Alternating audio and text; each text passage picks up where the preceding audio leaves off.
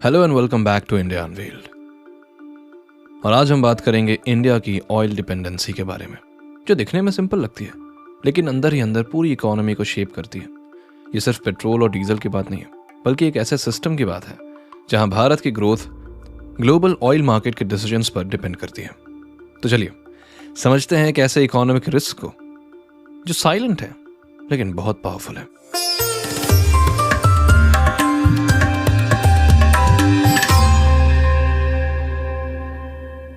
Oil आज के modern world की सबसे इंपॉर्टेंट रिसोर्सेज में से एक है, जो किसी भी देश की इकोनॉमी को चलाने में सेंट्रल रोल प्ले करता है।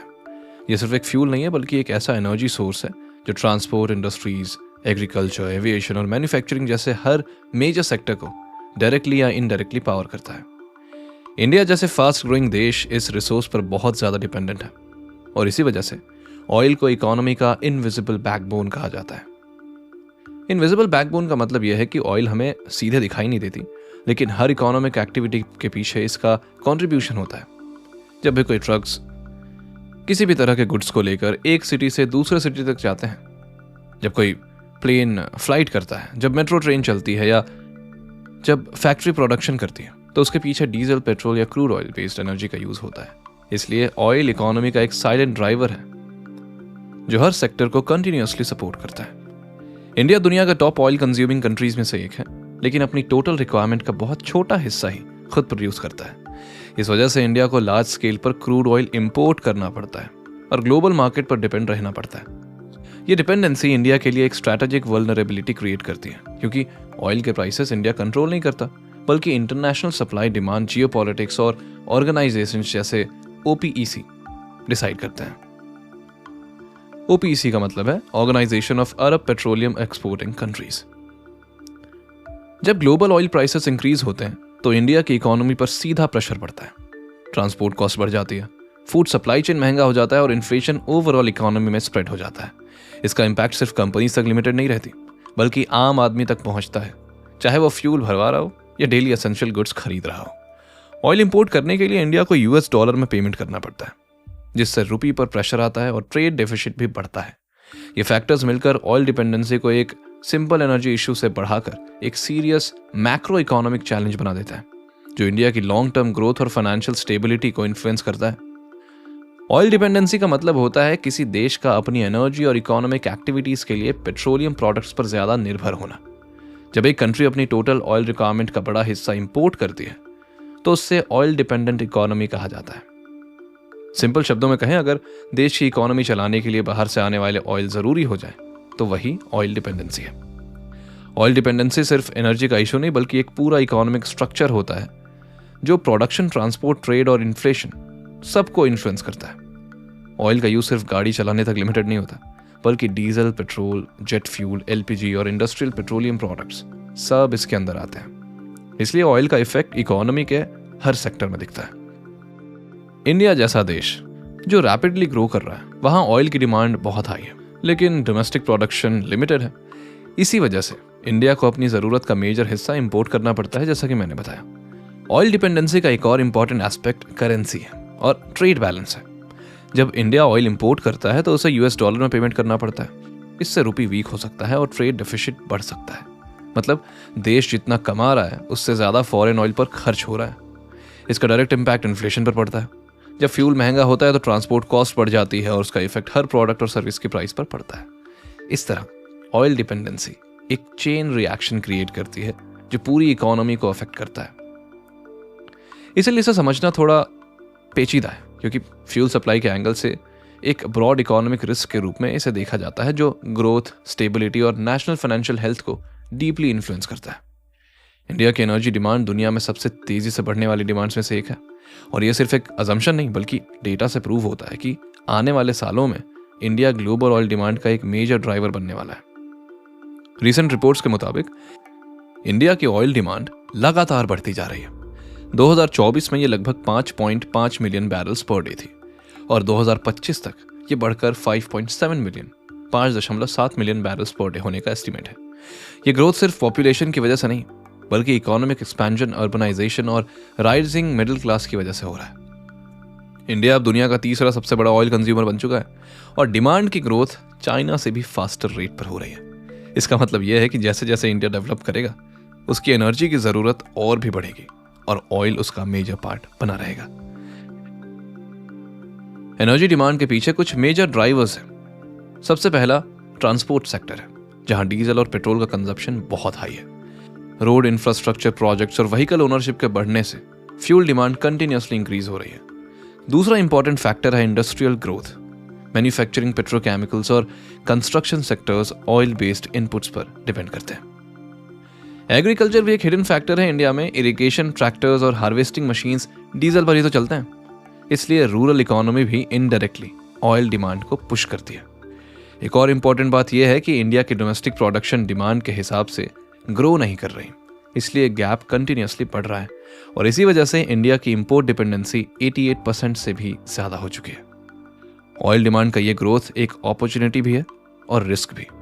एक तरफ ये इकोनॉमिक एक्सपेंशन को शो करता है, लेकिन दूसरी तरफ ये इंडिया को ग्लोबल मार्केट के ऊपर और डिपेंडेंट बना देता है। इसलिए इंडिया की एनर्जी डिमांड स्टोरी सिर्फ ग्रोथ की कहानी नहीं, बल्कि एक ऐसी रियलिटी है जो फ्यूचर इकोनॉमिक रिस्क्स को भी सिग्नल करती है। अगर डिमांड ऐसे ही बढ़ती रही और डोमेस्टिक प्रोडक्शन स्टेबल नहीं हुई तो ऑयल डिपेंडेंसी और भी गहरी हो जाएगी, जो लॉन्ग टर्म में इकोनॉमी के लिए चैलेंज बन सकती है। इंडिया की ऑयल स्टोरी का सबसे इंपॉर्टेंट और अलार्मिंग पार्ट है इंपोर्ट। आज के समय में इंडिया अपनी क्रूड ऑयल रिक्वायरमेंट का बहुत बड़ा हिस्सा फॉरेन कंट्रीज से इंपोर्ट करता है और ये डिपेंडेंसी कोई छोटा नंबर नहीं है, बल्कि नेशनल इकोनॉमी का एक मेजर स्ट्रक्चरल फीचर बन चुकी है। रीसेंट एस्टिमेट्स के अकॉर्डिंग इंडिया अपनी टोटल क्रूड ऑयल डिमांड का लगभग 85 to 90% तक इंपोर्ट करता है। इंडिया के मेजर ऑयल सप्लायर्स में मिडिल ईस्ट कंट्रीज जैसे सऊदी अरेबिया, इराक और यूनाइटेड अरब एमिरेट्स जैसे नेशंस शामिल हैं। साथ ही रिसेंट ईयर्स में रशिया भी इंडिया का एक इंपॉर्टेंट क्रूड ऑयल सप्लायर बन गया है, स्पेशली डिस्काउंटेड प्राइसिंग के कारण। इंपोर्ट डिपेंडेंसी का सबसे बड़ा इंपैक्ट फॉरेन एक्सचेंज पर पड़ता है। जब इंडिया ऑयल इंपोर्ट करता है तो ऑब्वियसली उसे यूएस डॉलर्स में पेमेंट करना पड़ता है। इससे कंट्री का फॉरेक्स रिजर्व यूज होता है और रुपी पर प्रेशर पड़ता है। और सिंपली अगर ऑयल प्राइसेस ग्लोबल मार्केट में बढ़ जाते हैं तो इंपोर्ट बिल भी ऑटोमेटिकली बढ़ जाता है। इंडिया का इंपोर्ट बिल उसकी टोटल इंपोर्ट एक्सपेंडिचर का एक बहुत बड़ा हिस्सा है।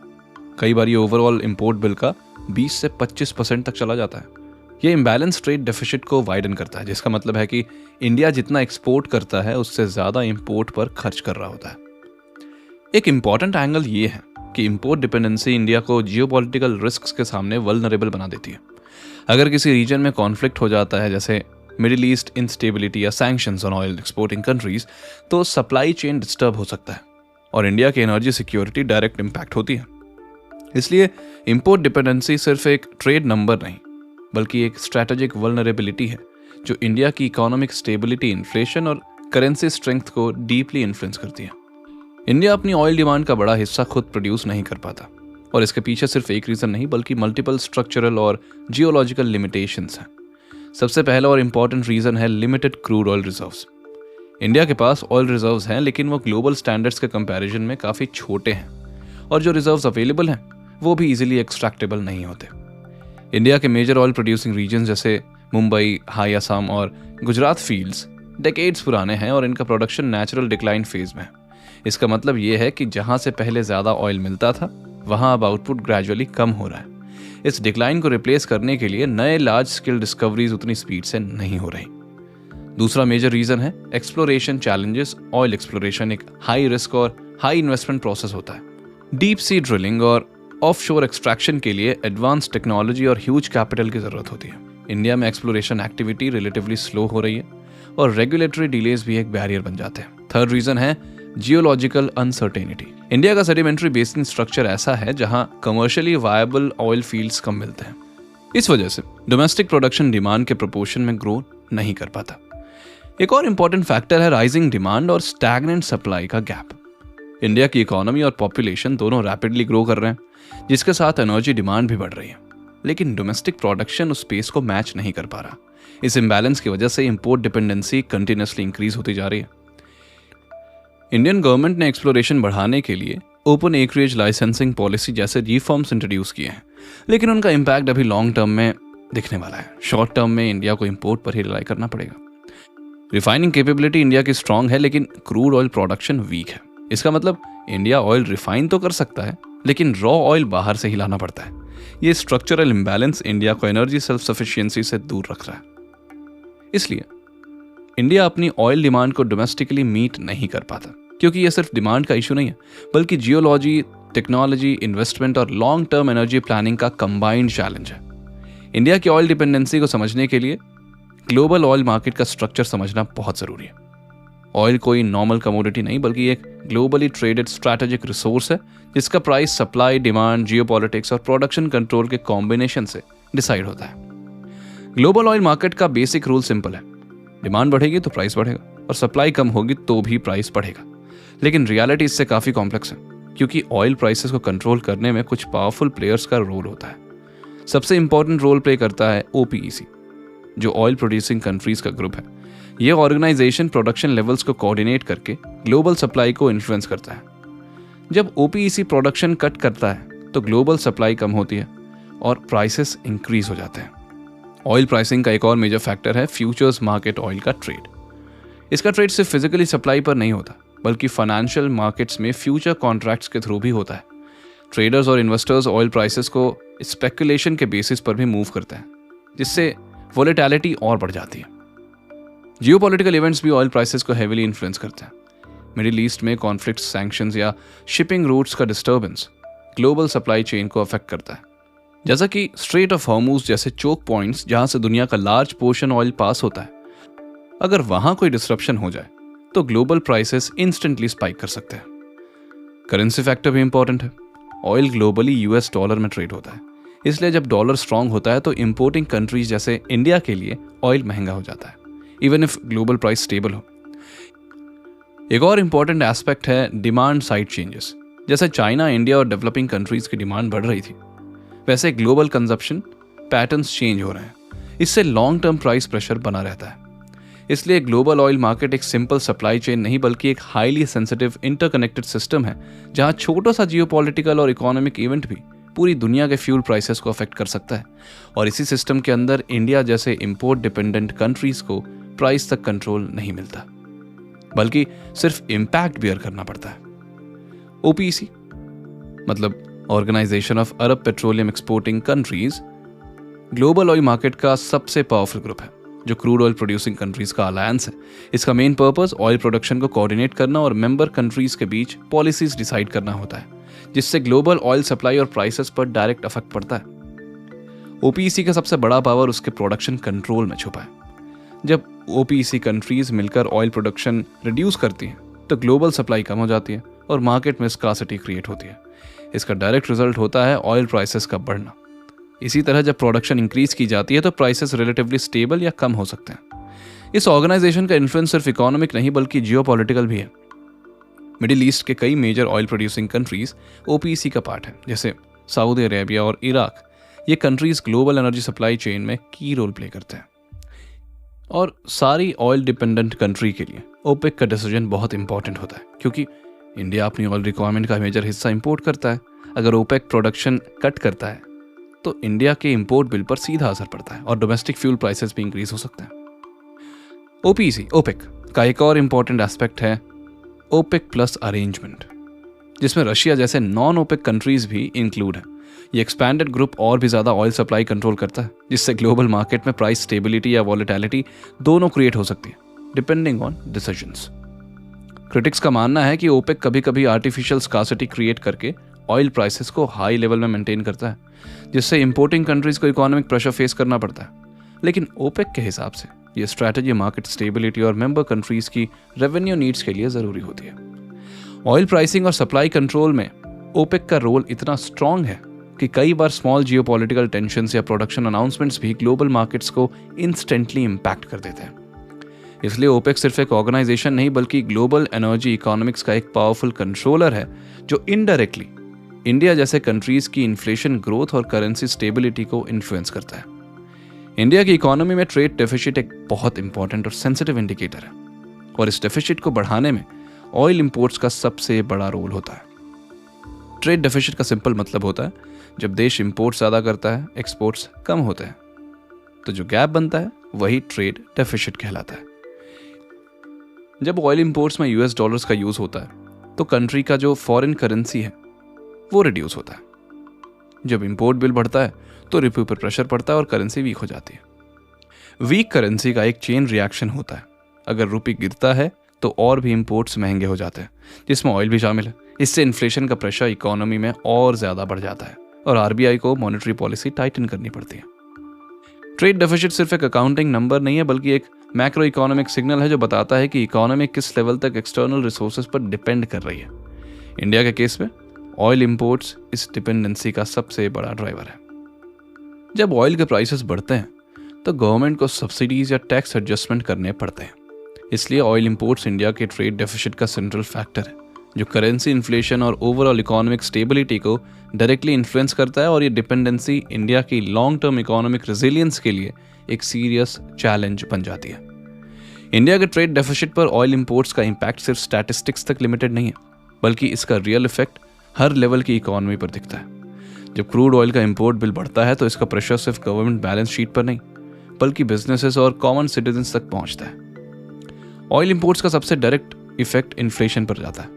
जब ग्लोबल ऑयल प्राइसेस इंक्रीज होते हैं तो ट्रांसपोर्ट कॉस्ट बढ़ जाती है। ट्रक्स, ट्रेन, शिप्स और एविएशन सब महंगा हो जाता है और इसका इफेक्ट सप्लाई चेन के थ्रू हर प्रोडक्ट तक पहुंचता है, चाहे वो सब्जी हो या इलेक्ट्रॉनिक्स या कंस्ट्रक्शन मटेरियल। हर चीज़ की डिलीवरी कॉस्ट ऑब्वियसली इंक्रीज हो जाती है और अल्टीमेटली कंज्यूमर प्राइस राइज होता है। ट्रेड डेफिसिट बढ़ने से फॉरेन इन्वेस्टर्स और रेटिंग एजेंसीज भी इकोनॉमी को क्लोजली ऑब्जर्व करते हैं।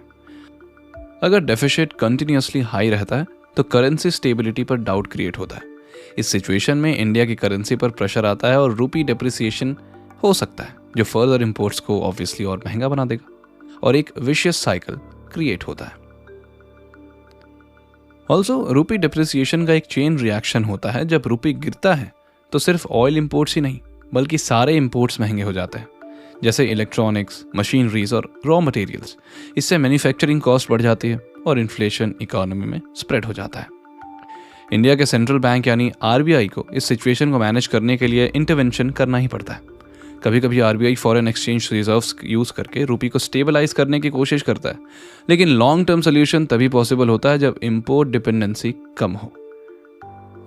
एक और फैक्टर होता है investor sentiment. Foreign investors currency stability को बहुत क्लोजली मॉनिटर करते हैं। अगर रुपी कंटिन्यूसली वीक होता है तो कैपिटल आउटफ्लो का रिस्क बढ़ जाता है, जिससे स्टॉक मार्केट और ओवरऑल इन्वेस्टमेंट एनवायरनमेंट पर इफेक्ट पड़ता है। ऑयल प्राइसेस और करेंसी का रिलेशन एक विशियस साइकिल क्रिएट कर देता है। जब ऑयल महंगा होता है तो इंपोर्ट बिल बढ़ता है और रुपी वीक होता है, और अब रुपी जब वीक हो गया तो ऑयल और भी महंगा हो जाता है, क्योंकि इंडिया को और ज़्यादा रुपीस देने पड़ते हैं सेम डॉलर वैल्यू के लिए।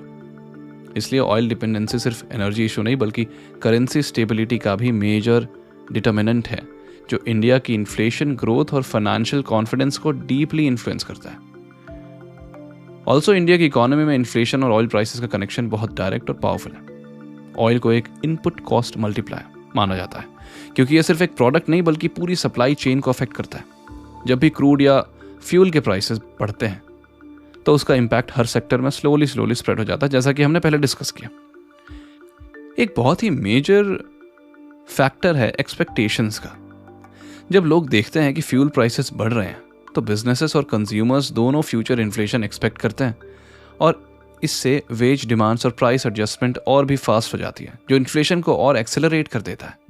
गवर्नमेंट और आरबीआई को इन्फ्लेशन कंट्रोल करने के लिए मॉनेटरी पॉलिसीज टाइटन करनी पड़ती है, जैसे इंटरेस्ट रेट्स बढ़ाना, लेकिन ये स्टेप ग्रोथ को भी तो स्लो कर देता है। इसलिए ऑयल प्राइसेस ड्रिवन इन्फ्लेशन एक पॉलिसी डिलेमा क्रिएट करता है। इस तरह ऑयल सिर्फ फ्यूल नहीं बल्कि इन्फ्लेशन का भी मेन ड्राइवर है, जो इंडिया की इकोनॉमी के हर लेयर को अफेक्ट करता है, चाहे वो अर्बन कंज्यूमर हो या रूरल मार्केट या industrial production system.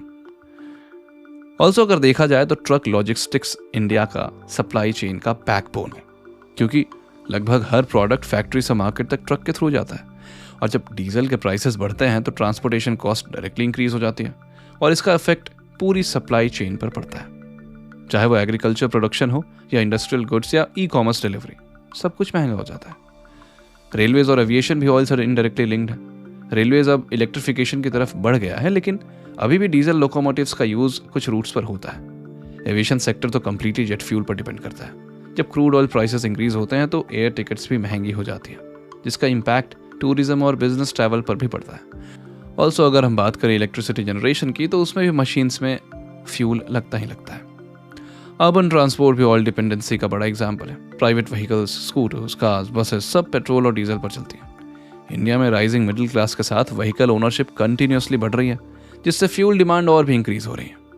Indian government electric mobility और ऑल्टरनेटिव फ्यूल्स जैसे सीएनजी, इथेनॉल, ईवीज को प्रमोट कर रही है, लेकिन लार्ज स्केल ट्रांसमिशन में टाइम लगेगा, इसलिए शॉर्ट टर्म में ऑयल डिपेंडेंस कम होना मुश्किल है। इस तरह ट्रांसपोर्ट सेक्टर इंडिया की ऑयल डिपेंडेंसी का मोस्ट विजिबल और इम्पैक्टफुल एरिया है, जो डायरेक्टली इकोनॉमिक ग्रोथ, इन्फ्लेशन और डेली लाइफ को इन्फ्लुएंस करता है। इंडिया में एग्रीकल्चर इकोनॉमी में ऑयल का असर लोग अक्सर अंडर एस्टिमेट कर देते हैं, लेकिन सच ये है कि फार्मिंग सिस्टम भी इनडायरेक्टली डीजल पर काफ़ी डिपेंड करता है। एग्रीकल्चर सिर्फ बीज और मिट्टी तक लिमिटेड नहीं है, बल्कि मॉडर्न फार्मिंग एक एनर्जी इंटेंसिव प्रोसेस बन चुकी है। ट्रैक्टर्स, हार्वेस्टर्स, इरिगेशन पंप्स और थ्रेशर्स जैसे मशीन्स का यूज़ लार्ज स्केल पर होता है, और इनमें से ज़्यादातर डीजल पर चलते हैं, केरोसिन पर चलते हैं, पेट्रोल भी लगता है।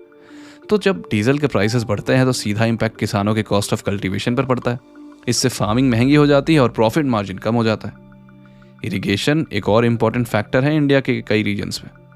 इलेक्ट्रिसिटी सप्लाई इरेगुलर होती है और इसलिए फार्मर्स डीजल पंप्स का यूज़ करते हैं पानी निकालने के लिए। ये डिपेंडेंसी स्पेशली रूरल एरियाज में बहुत स्ट्रॉन्ग है। इस वजह से ऑयल प्राइस फ्लक्चुएशंस का डायरेक्ट इम्पैक्ट एग्रीकल्चर, प्रोडक्टिविटी और रूरल इनकम पर पड़ता है। इंडिया की फूड सप्लाई चेन भी एग्रीकल्चर से कनेक्टेड है। जब फार्मिंग कॉस्ट बढ़ती है तो मंडी प्राइसेस भी ग्रेजुअली इंक्रीज होते हैं, और फिर ट्रांसपोर्टेशन कॉस्ट ऐड होने के बाद फाइनल फूड इन्फ्लेशन क्रिएट होता है। इस तरह डीजल का इम्पैक्ट अगर देखें तो सीधा सीधा आम कंज्यूमर तक पहुंच जाता है। अब बात करते हैं इंपॉर्टेंट सब्सिडी और पॉलिसी सपोर्ट के बारे में। गवर्नमेंट कभी कभी डीजल या एग्रीकल्चर इनपुट्स पर सब्सिडी देती है ताकि फार्मर्स को रिलीफ मिल सके, लेकिन यह फिस्कल बर्डन भी क्रिएट करता है। इस वजह से पॉलिसी मेकर्स को बैलेंस बनाना पड़ता है between farmer welfare and fiscal stability. Climate और मॉनसून अनसर्टेनिटी के साथ जब ऑयल प्राइसेस भी वॉलेटाइल होते हैं तो agriculture sector double pressure face करता है। नेचुरल और इकोनॉमिक दोनों शॉक्स एक साथ आ सकते हैं, जो रूरल इकोनॉमी को वल्नरेबल बना देते हैं। इसलिए एग्रीकल्चर सिर्फ फूड प्रोडक्शन सिस्टम नहीं, बल्कि ऑयल डिपेंडेंट एनर्जी सिस्टम भी है, जो इंडिया की रूरल इकोनॉमी और फूड सिक्योरिटी दोनों को डीपली इन्फ्लुएंस करता है। इंडिया का इंडस्ट्रियल सेक्टर ऑयल डिपेंडेंसी का एक बहुत क्रिटिकल और ऑफ्टन इनविजिबल पार्ट है, क्योंकि लोग यूजुअली ट्रांसपोर्ट और फ्यूल प्राइसेस को ही ऑयल से जोड़ते हैं। लेकिन सच ये है कि इंडस्ट्रीज के अंदर ऑयल और पेट्रोलियम प्रोडक्ट्स एक कोर इनपुट की तरह यूज होते हैं, जो प्रोडक्शन कॉस्ट और कंपेटिटिवनेस दोनों को इन्फ्लुएंस करते हैं। इंडिया की मैन्युफैक्चरिंग और industrial growth heavily energy intensive है। Cement, steel, chemicals, textiles, petrochemicals, plastics, बहुत सारे इसी तरह के सेक्टर्स डायरेक्टली या इनडायरेक्टली पेट्रोलियम बेस्ड एनर्जी पर डिपेंड करते हैं। एग्जाम्पल के लिए स्टील प्रोडक्शन में हाई टेम्परेचर प्रोसेसिंग होती है, जिसमें डीजल और other fossil fuels based energy resources का यूज होता है। इसी तरह केमिकल इंडस्ट्री क्रूड ऑयल से डिराइव्ड नैप्था और अदर फीड स्टॉक्स पर डिपेंड करती है। रिसर्च के अकॉर्डिंग इंडिया का इंडस्ट्रियल एनर्जी कंजम्पशन का सिग्निफिकेंट पोर्शन अभी भी फॉसिल फ्यूल से आता है, ऑल्दो रिन्यूएबल एनर्जी का शेयर बढ़ रहा है। इंटरनेशनल एनर्जी एजेंसीज के एस्टिमेट्स के हिसाब से इंडिया का industrial sector energy demand growth में टॉप कंट्रीब्यूटर्स में से एक है, और इसका मेजर पोर्शन अभी भी ऑयल बेस्ड सिस्टम से लिंक्ड है। पेट्रोकेमिकल इंडस्ट्री भी रैपिडली ग्रो कर रही है इंडिया में, और ये क्रूड ऑयल रिफाइनिंग से डायरेक्टली कनेक्टेड है। प्लास्टिक्स, फर्टिलाइजर्स, पेंट्स, लुब्रिकेंट्स और सिंथेटिक मटेरियल्स सब पेट्रोलियम डेरिवेटिव से बनते हैं। इसका मतलब यह है कि ऑयल सिर्फ फ्यूल नहीं, बल्कि रॉ मटेरियल भी है, जो मॉडर्न इंडस्ट्रियल प्रोडक्शन का बेस बन चुका है। एक इंपॉर्टेंट फैक्ट यह है कि इंडिया का रिफाइनिंग कैपेसिटी काफ़ी स्ट्रांग है, लेकिन क्रूड ऑयल इंपोर्ट डिपेंडेंसी के कारण रॉ मटेरियल फॉरेन सोर्सेज से ही आता है। इस वजह से ग्लोबल ऑयल प्राइस फ्लक्चुएशन से डायरेक्ट इंपैक्ट पड़ता है industrial input cost per. Obviously जब क्रूड ऑयल महंगा होगा तो पेट्रोकेमिकल प्रोडक्ट्स भी महंगी हो जाती हैं, और इसका इफेक्ट डाउनस्ट्रीम इंडस्ट्रीज तक पहुंचता ही पहुंचता है। इंडस्ट्रियल सेक्टर का ऑयल डिपेंडेंसी एक और एंगल से भी बहुत इंपॉर्टेंट है, एक्सपोर्ट कंपेटिटिवनेस। अगर इंडिया में प्रोडक्शन कॉस्ट बढ़ जाती है due to high energy prices, तो इंडियन गुड्स इंटरनेशनल मार्केट में कंपेरेटिवली महंगी हो जाती है, जिससे एक्सपोर्ट्स पर प्रेशर आता है। अब महंगे सामान इंडिया से कौन ही खरीदेगा जब दूसरा देशों से सस्ते में बेच रहा है। और हिडन फैक्टर्स की बात करें तो लॉजिस्टिक्स और सप्लाई चेन कॉस्ट है। इंडस्ट्री सिर्फ प्रोडक्शन नहीं करती, बल्कि रॉ मटेरियल्स को इंपोर्ट एक्सपोर्ट भी तो करती हैं। ट्रांसपोर्ट भी करती है, और ये पूरा नेटवर्क डीजल और फ्यूल पर डिपेंड करता है। इसलिए oil price volatility industrial planning को अनप्रिडिक्टेबल बना देती है। लॉन्ग टर्म में इंडिया को अपने इंडस्ट्रियल बेस को डीकार्बनाइज करना होगा, लेकिन करंट रियलिटी यह है कि ऑयल अभी भी एक फाउंडेशनल इनपुट है जो इंडस्ट्रियल ग्रोथ और इकोनॉमिक कम्पिटिटिवनेस को डीपली शेप करता है। इंडिया की ऑयल डिपेंडेंसी का सबसे सेंसिटिव और हाई रिस्क एस्पेक्ट है geopolitical risk. Oil supply chains सिर्फ इकोनॉमिक्स नहीं, बल्कि दुनिया के पॉलिटिकल रिलेशंस, वॉर, सैंक्शंस और स्ट्रैटेजिक राइवलरीज पर भी डिपेंड करती हैं। इसलिए ऑयल को अक्सर जियोपॉलिटिकल वेपन भी कहा जाता है।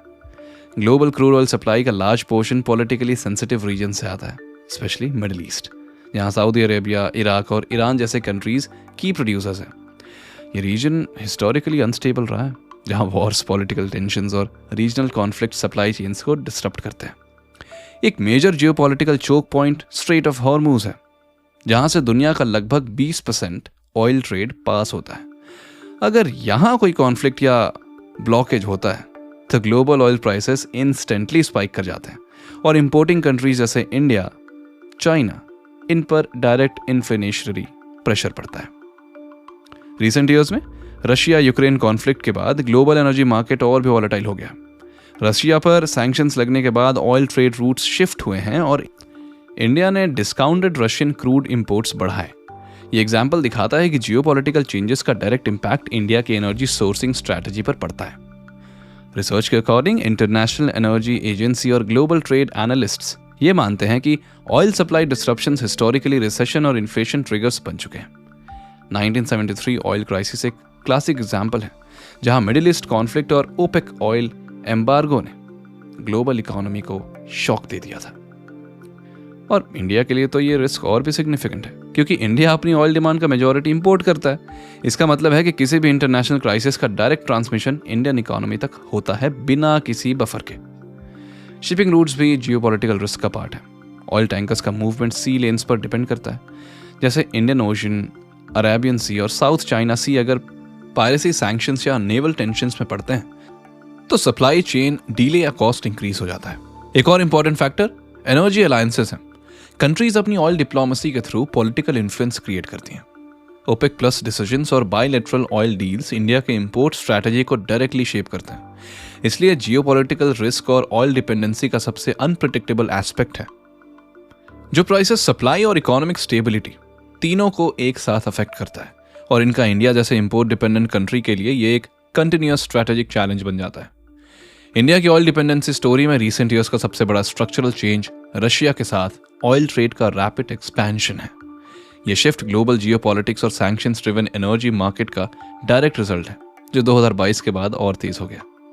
ट्रेडिशनली इंडिया का crude oil import middle east countries पर हेवीली डिपेंडेंट था, और रशिया यूक्रेन वॉर के बाद वेस्टर्न सैंक्शंस लगने से Russian crude oil discounted price पर अवेलेबल हो गया, जिससे इंडिया ने अपनी प्रोक्योरमेंट स्ट्रैटेजी डाइवर्सिफाई की। रिसर्च के अकॉर्डिंग 2023-24 का पीरियड में रशिया इंडिया का लार्जेस्ट ऑयल सप्लायर बन गया, और कई मंथ्स में इंडिया के टोटल क्रूड इंपोर्ट्स का लगभग 40% तक रशियन क्रूड से आना। ये एक हिस्टोरिकल शिफ्ट है, क्योंकि पहले रशिया इंडिया के टॉप सप्लायर्स में डोमिनेंट नहीं था। इस शिफ्ट में इसका मेन रीजन इकोनॉमिक एडवांटेज है। रशियन क्रूड ऑयल इंडिया को ब्रेंट बेंचमार्क से डिस्काउंटेड रेट पर मिलता है। इससे रिफाइनिंग कंपनीज को मार्जिन बेनिफिट मिलता है और ओवरऑल इंपोर्ट कॉस्ट थोड़ा कंट्रोल में रहता है। इंडिया के रिफाइनरीज वर्ल्ड क्लास है, इसलिए वो different grades of crude efficiently produce कर सकती है। अगर पेमेंट मैकेनिज्म की बात करें और ट्रेड सेटलमेंट की बात करें, तो इंडिया और रशिया ने डॉलर डिपेंडेंसी को रिड्यूस करने के लिए रूपी रबल ट्रेड और ऑल्टरनेटिव सेटलमेंट सिस्टम्स एक्सप्लोर किए हैं। हालांकि फुली स्टेबल सिस्टम अभी डेवलप हो रहा है, लेकिन ये long term de dollarisation efforts का पार्ट है। लेकिन इस ट्रेड शिफ्ट के साथ जियोपॉलिटिकल कॉम्प्लेक्सिटी भी बढ़ी है। वेस्टर्न कंट्रीज इंडिया की एनर्जी न्यूट्रलिटी स्ट्रैटेजी को क्लोजली मॉनिटर कर रही है। इसलिए इंडिया एक बैलेंसिंग एक्ट परफॉर्म कर रहा है, जहां वो रशिया से चीप ऑयल भी ले रहा है और मिडिल ईस्ट और अदर सप्लायर्स के साथ रिलेशंस भी मेंटेन कर रहा है। इंडिया के लिए एक और important aspect supply concentration risk है। अगर किसी एक सप्लायर पर ज्यादा डिपेंडेंसी हो जाए तो फ्यूचर में बार्गेनिंग पावर इंपैक्ट हो सकती है। इसलिए इंडिया अपनी ऑयल बास्केट को डाइवर्सिफाई करने की कोशिश कर रहा है। एक और रिसर्च की बात करें तो इनसाइट्स ये हैं कि ग्लोबल ऑयल ट्रेड अब फिक्स्ड अलायंसेस से ज्यादा फ्लेक्सिबल ट्रेडिंग नेटवर्क्स की तरफ शिफ्ट हो रहा है। जहां क्रूड ऑयल एक फंजाइबल कमोडिटी बन गया है जो प्राइस और डिस्काउंटेड प्राइस पर मूव करता है और ना कि स्ट्रिक्ट जियोपॉलिटिकल ब्लॉक्स पर। इसलिए Russia India oil trade shift सिर्फ एक बायलेटरल डील नहीं बल्कि ग्लोबल एनर्जी ऑर्डर के चेंजिंग स्ट्रक्चर का सिंबल है जो इंडिया के एनर्जी सिक्योरिटी को शॉर्ट टर्म रिलीफ और लॉन्ग टर्म स्ट्रैटेजिक क्वेश्चंस दोनों प्रोवाइड करता है। अगर ऑयल डिपेंडेंसी की और बात करें तो सबसे पुराना और strongest pillar middle east region रहा है और आज भी ये रीजन दुनिया का सबसे बड़े क्रूड ऑयल रिजर्व्स का घर है, जहां Saudi Arabia, Iraq, United Arab Emirates जैसे कंट्रीज ग्लोबल सप्लाई चेन में सेंट्रल रोल प्ले करते हैं। हिस्टोरिकली इंडिया का क्रूड ऑयल इंपोर्ट का मेजर शेयर मिडिल ईस्ट से ही आता रहा है और आज भी ये रीजन इंडिया के टॉप सप्लायर्स में इंक्लूड है। इसका रीजन सिर्फ प्रॉक्सिमिटी नहीं बल्कि long term trade relationships, refining compatibility और स्टेबल शिपिंग रूट्स भी हैं। Indian refineries middle east crude grades के लिए वेल ऑप्टिमाइज्ड है, लेकिन स्ट्रैटेजिक रिस्क यहीं से शुरू होता है। एक्चुअली मिडिल ईस्ट एक पॉलिटिकली सेंसिटिव रीजन है, जैसा हमने बात किया। Conflict, civil wars, proxy wars और रीजनल टेंशंस कॉमन है। Gulf wars, Iran Saudi tensions, Yemen conflict और इजराइल पैलेस्टीन इश्यूज जैसे geopolitical factors obviously global oil supply को रैपिडली अफेक्ट कर चुके हैं। रिसर्च बेस्ड हिस्टोरिकल डेटा बताता है कि 1973 ऑयल क्राइसिस के टाइम मिडिल ईस्ट में पॉलिटिकल टेंशंस और एम्बार्गो ने ग्लोबल इकोनॉमी को शॉक दिया था, जिससे oil prices multiple times increase हो गए थे और ऐसे इवेंट्स का इम्पैक्ट इंपोर्टिंग कंट्रीज जैसे पर बहुत इन्फ्लेशन और करेंसी प्रेशर का रूप बना देती है। रीन्यूएबल एनर्जी में रिसर्च डेटा के अकॉर्डिंग इंडिया ने सोलर और विंड एनर्जी में बहुत रैपिड ग्रोथ अचीव की है और इंस्टॉल्ड रीन्यूएबल कैपेसिटी कंटिन्यूसली बढ़ रही है, लेकिन टोटल एनर्जी कंजप्शन में ऑयल का शेयर अभी भी सिग्निफिकेंट है, स्पेशली ट्रांसपोर्ट, एविएशन और इंडस्ट्रियल सेक्टर्स में, जहां डायरेक्ट रिप्लेसमेंट डिफिकल्ट होता है। ऑयल सब्स्टिट्यूशन का सबसे बड़ा चैलेंज ट्रांसपोर्ट सेक्टर ही है। इलेक्ट्रिकल व्हीकल्स ईवी अडॉप्शन बढ़ रहा है, लेकिन इंडिया का टोटल व्हीकल फ्लीट अभी भी लार्जली पेट्रोल और डीजल बेस्ड ही है। चार्जिंग इंफ्रास्ट्रक्चर अनइवन है और बैटरी कॉस्ट्स अभी भी रिलेटिवली बहुत हाई हैं। रूरल और सेमी अर्बन जगहों में ईवी ट्रांजिशन बहुत स्लो है। एक और लिमिटेशन है एविएशन और शिपिंग सेक्टर्स, जहां जेट फ्यूल और मरीन फ्यूल का रिप्लेसमेंट अभी भी लार्ज स्केल पर कमर्शियली वायबल नहीं हुआ है। ये सेक्टर्स ग्लोबल ट्रेड और कनेक्टिविटी के लिए एसेंशियल हैं और ये अभी भी हेवीली पेट्रोलियम डिपेंडेंट है। इंडिया का इंडस्ट्रियल सेक्टर भी ऑयल सब्स्टिट्यूशन में स्लो है क्योंकि petrochemicals, fertilisers, plastics, paints, lubricants, बहुत सारे products obviously directly crude oil से डिराइव्ड होते हैं। रीन्यूएबल एनर्जी इलेक्ट्रिसिटी जनरेट कर सकती है, लेकिन रॉ मटेरियल को कैसे सब्स्टिट्यूट कर पाए? रिसर्च इंस्टीट्यूशंस जैसे इंटरनेशनल एनर्जी एजेंसी ये हाईलाइट करते हैं कि डेवलपिंग इकोनॉमिक्स जैसे इंडिया के लिए एनर्जी ट्रांजिशन एक ग्रेजुअल प्रोसेस होगा, सडन शिफ्ट नहीं हो सकता क्योंकि डिमांड ग्रोथ भी साइमल्टेनियसली चल रही है। इसलिए रीन्यूएबल एनर्जी ऑयल को रिप्लेस नहीं कर रही बल्कि पैरेलल सिस्टम क्रिएट कर रही है। एक और इंपॉर्टेंट फैक्टर इंटरमिटेंसी का है। सोलर और विंड एनर्जी वेदर डिपेंडेंट है, इसलिए ग्रिड स्टेबिलिटी के लिए बैकअप एनर्जी सिस्टम्स चाहिए होते हैं जो अभी भी फॉसिल फ्यूल्स पर डिपेंड करते हैं। ये इंटीग्रेशन चैलेंज ऑयल डिपेंडेंसी को इमीडिएटली एलिमिनेट करने नहीं देता। पॉलिसी लेवल पर इंडिया ने नेट जीरो 2070 टारगेट सेट किया है और green hydrogen ethanol blending, EV incentives जैसे स्टेप्स ले रही है, लेकिन ये सब लॉन्ग टर्म सॉल्यूशंस हैं। शॉर्ट टर्म में ऑयल डिमांड स्टेबल या ग्रोइंग रहने की प्रोबेबिलिटी ज़्यादा है, इसलिए रीन्यूएबल एनर्जी बेटर तो है। ऑयल सब्स्टिट्यूशन का रिलेशनशिप कंपटीशन नहीं है बल्कि ट्रांजिशन है, जहां ऑयल अभी भी इकोनॉमी का बैकबोन है जबकि रीन्यूएबल्स फ्यूचर बैकबोन बनने की तरफ ग्रेजुअली मूव कर रहे हैं। रिसर्च बेस्ड अंडरस्टैंडिंग के अकॉर्डिंग इंडिया में पेट्रोल और डीजल पर हाई एक्साइज ड्यूटी है और स्टेट वैट लगता है, जिससे फ्यूल प्राइसेस का सिग्निफिकेंट पोर्शंस टैक्सेस होते हैं। ये टैक्सेशन गवर्नमेंट के लिए एक मेजर रेवेन्यू सोर्स है, स्पेशली जब ग्लोबल ऑयल प्राइसेस वॉलेटाइल होते हैं, तब भी टैक्स कंपोनेंट स्टेबल रहता है, जिससे फिस्कल बैलेंस सपोर्ट होता है। एक इंपॉर्टेंट पॉलिसी टूल सब्सिडी भी है। हिस्टोरिकली एलपीजी, केरोसिन और एग्रीकल्चर डीजल पर सब्सिडीज दी जाती रही हैं ताकि वल्नरेबल सेक्शंस को प्रोटेक्शन मिल सके, लेकिन सब्सिडी का फिस्कल बर्डन गवर्नमेंट बजट पर प्रेशर क्रिएट करता है। इस वजह से इंडिया ने gradual subsidy rationalisation policy adopt की है, जहां पे डायरेक्ट बेनिफिट ट्रांसफर जैसे मैकेनिज्म्स यूज किए जा रहे हैं। इंडिया ने फ्यूल प्राइसिंग को मार्केट लिंक्ड बनाने की तरफ भी बहुत स्टेप्स लिए हैं, स्पेशली पेट्रोल और डीजल को डीरेगुलेट करके, जिससे oil marketing companies global crude prices के अकॉर्डिंग प्राइस एडजस्ट कर सकती हैं। इससे ट्रांसपेरेंसी बढ़ी है, लेकिन कंज्यूमर एक्सपोजर भी इंक्रीज हुआ है। एक और मेजर पॉलिसी इनिशिएटिव है स्ट्रैटेजिक पेट्रोलियम रिजर्व SPR, जहां India emergency oil reserve store करता है ताकि सप्लाई डिसरप्शन के बाद टाइम बफर मिल सके। रिसर्च के अकॉर्डिंग SPR का पर्पस शॉर्ट टर्म शॉक्स को अब्सॉर्ब करना होता है, जैसे जियोपॉलिटिकल बर्डन या सडन प्राइस स्पाइक्स, जैसे अभी स्ट्रेट ऑफ हॉर्मुज के केस पर। जब वो डिस्टर्ब था तब गवर्नमेंट ने बताया था कि हमारे पास 6 महीने का रिजर्व है विदाउट एनी डिसरप्शन। गवर्नमेंट ने एनर्जी डाइवर्सिफिकेशन के लिए भी पॉलिसीज बनाई हैं, जैसे इथेनॉल ब्लेंडिंग प्रोग्राम, जिसमें पेट्रोल के साथ इथेनॉल मिक्स करके फॉसिल फ्यूल डिपेंडेंसी को कम करने की कोशिश की जा रही है। साथ ही इलेक्ट्रिकल मोबिलिटी और hybrid vehicles, renewable energy incentives भी पॉलिसी फ्रेमवर्क का पार्ट है। टैक्सेशन इन्फ्लेशन का रिलेशनशिप भी इंपॉर्टेंट है। जब ऑयल प्राइसेस बढ़ते हैं तो गवर्नमेंट को डिलेमा फेस करना पड़ता है, या तो टैक्सेस रिड्यूस करें या इन्फ्लेशन कंट्रोल करें। दोनों एक साथ डिफिकल्ट होता है। इसलिए ऑयल प्राइसिंग पॉलिसी एक बैलेंसिंग एक्ट बन जाती है, जिसमें रेवेन्यू जनरेशन और पब्लिक वेलफेयर दोनों ध्यान से देखना पड़ता है। अगर रिसर्च के हिसाब से देखें तो इंडिया में EV अडॉप्शन रैपिडली ग्रो कर रहा है, स्पेशली 2 व्हीलर्स और 3 व्हीलर्स सेगमेंट में। ये सेगमेंट सबसे पहले इलेक्ट्रीफाई हो रहा है क्योंकि इनका डेली यूजेज हाई होता है और ऑपरेशनल कॉस्ट EV में सिग्निफिकेंटली लो होती है।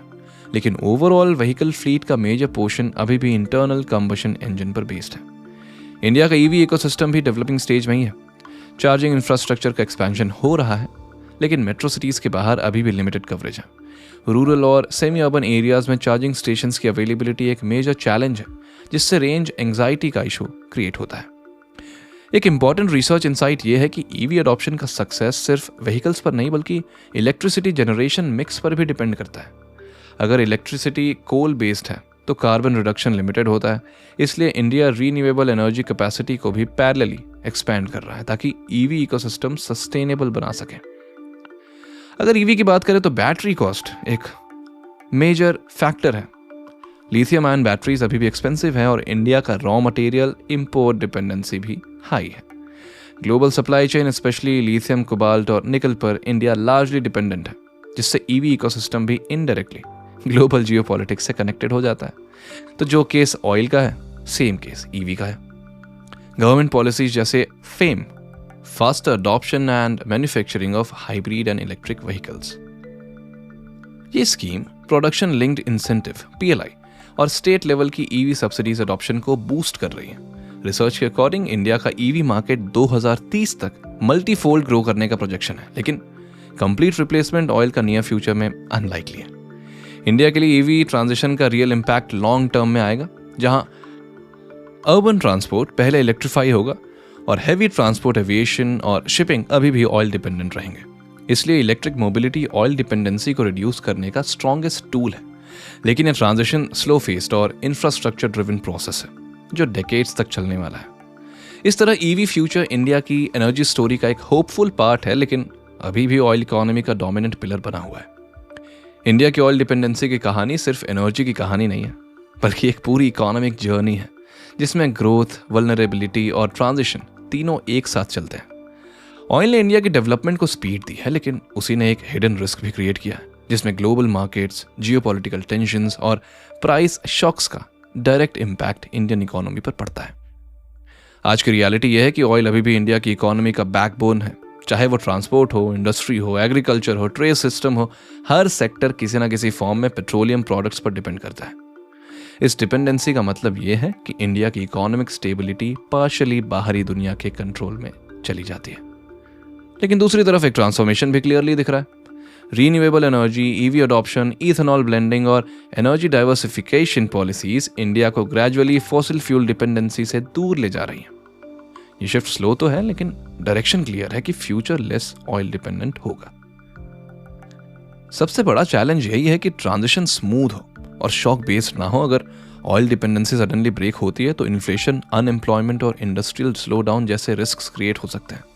इसलिए इंडिया का फोकस ग्रेजुअल डाइवर्सिफिकेशन पर होना चाहिए, ना कि अब्रप्ट रिप्लेसमेंट पर। लॉन्ग टर्म में सोल्यूशन सिर्फ एनर्जी चेंज नहीं बल्कि स्ट्रक्चरल इकोनॉमिक रिफॉर्म है, जहां ट्रांसपोर्ट, इंडस्ट्री, एग्रीकल्चर और मैन्युफैक्चरिंग सबको एनर्जी एफिशिएंट और डाइवर्सिफाइड बनाया जाए। तभी इंडिया ग्लोबल ऑयल शॉक से रेजिलिएंट बन सकता है। अल्टीमेटली ऑयल डिपेंडेंसी एक साइलेंट इकोनॉमिक रिस्क तो है, जब तक विजिबल नहीं होता, जब तक क्राइसिस ना आए। लेकिन इसी साइलेंट नेचर की वजह से ये सबसे डेंजरस भी है। इसलिए फ्यूचर का रियल चैलेंज ये नहीं है कि ऑयल को रिप्लेस कैसे करें, बल्कि ये है कि इंडिया अपनी इकोनॉमी को कैसे डिजाइन करे जहां ऑयल इंपॉर्टेंट हो लेकिन इंडिस्पेंसेबल ना हो। और यहीं से स्टार्ट होता है एक नया इकोनॉमिक जर्नी, जहां एनर्जी इंडिपेंडेंस सिर्फ एक गोल नहीं बल्कि नेशनल रेजिलियंस का बेस बन जाता है। इंडिया के लिए ऑयल डिपेंडेंसी का नेक्स्ट इंपॉर्टेंट डायमेंशन है एनर्जी सिक्योरिटी और स्ट्रैटेजिक इंडिपेंडेंस। एनर्जी सिक्योरिटी का सिंपल मतलब होता है कि किसी भी कंट्री के पास इतनी स्टेबल और रिलायबल एनर्जी सप्लाई हो कि उसकी इकोनॉमी एक्सटर्नल शॉक से कोलैप्स ना हो।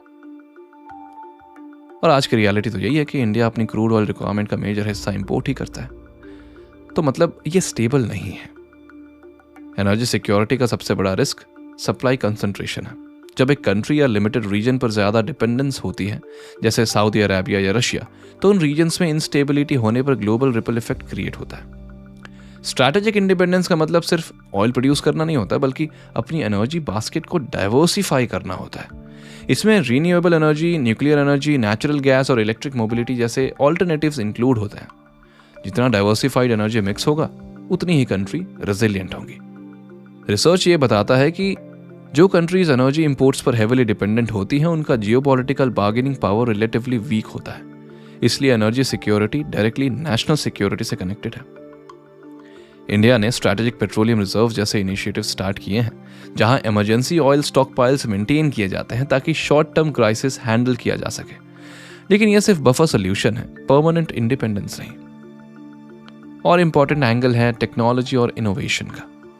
इलेक्ट्रिक व्हीकल्स, ग्रीन हाइड्रोजन और बायोफ्यूल्स लॉन्ग टर्म में ऑयल डिपेंडेंसी रिड्यूस करने में हेल्प कर सकते हैं, लेकिन इनका लार्ज स्केल अडॉप्शन टाइम लेता है। एनर्जी सिक्योरिटी का एक हिडन एस्पेक्ट इकोनॉमिक स्टेबिलिटी है। जब एनर्जी सप्लाई स्टेबल होती है तो इन्फ्लेशन कंट्रोल में रहता है और करेंसी स्टेबल रहती है और इंडस्ट्रियल ग्रोथ प्रिडिक्टेबल होती है। इसलिए एनर्जी सिक्योरिटी और स्ट्रैटेजिक इंडिपेंडेंस इंडिया के लिए सिर्फ पॉलिसी चॉइस नहीं, बल्कि लॉन्ग टर्म सर्वाइवल स्ट्रैटेजी हो सकती है, जो उसकी ग्लोबल पोजीशन और इकोनॉमिक स्ट्रेंथ दोनों को डिफाइन करती है। ऑयल डिपेंडेंसी एक डेंजरस एस्पेक्ट भी है और कभी कभी पूरी इकोनॉमी को स्लो डाउन करने का रीजन भी, या क्राइसिस मोड में ले जा सकते हैं। जो ऑयल प्राइसेस का सडन राइज सिर्फ फ्यूल महंगा होने का इशू नहीं होता, बल्कि एक चेन रिएक्शन ट्रिगर करता है जो इन्फ्लेशन, ग्रोथ और एम्प्लॉयमेंट सबको इफेक्ट करता है। ग्लोबल हिस्ट्री में ऐसे कई शॉक साइकिल्स देखे गए हैं जिन्होंने वर्ल्ड इकोनॉमी को रीशेप किया है। 1973 ऑब्वियसली सबसे फेमस एग्जाम्पल है। ग्लोबल एनर्जी रिसर्च के अकॉर्डिंग दुनिया धीरे धीरे लो ऑयल फ्यूचर की तरफ मूव कर रही है, जहां ऑयल का शेयर टोटल एनर्जी मिक्स में ग्रेजुअली रिड्यूस होगा, लेकिन कंप्लीट एलिमिनेशन नियर फ्यूचर में पॉसिबल नहीं है। इंटरनेशनल एनर्जी एजेंसी के प्रोजेक्शंस के हिसाब से ऑयल डिमांड पहले प्लेट्यू करेगी और फिर स्लो डिक्लाइन फेज में एंटर करेगी। इंडिया के लिए सबसे बड़ा चैलेंज डिमांड ग्रोथ और ट्रांजिशन दोनों को बैलेंस करना है। एक तरफ पॉपुलेशन, अर्बनाइजेशन और इंडस्ट्रियल एक्सपेंशन एनर्जी डिमांड बढ़ा रहे हैं, और दूसरी तरफ क्लीन एनर्जी अडॉप्शन ऑयल को रिप्लेस करने की कोशिश कर रहा है। ट्रांजिशन का सबसे इंपॉर्टेंट बैरियर इंफ्रास्ट्रक्चर है।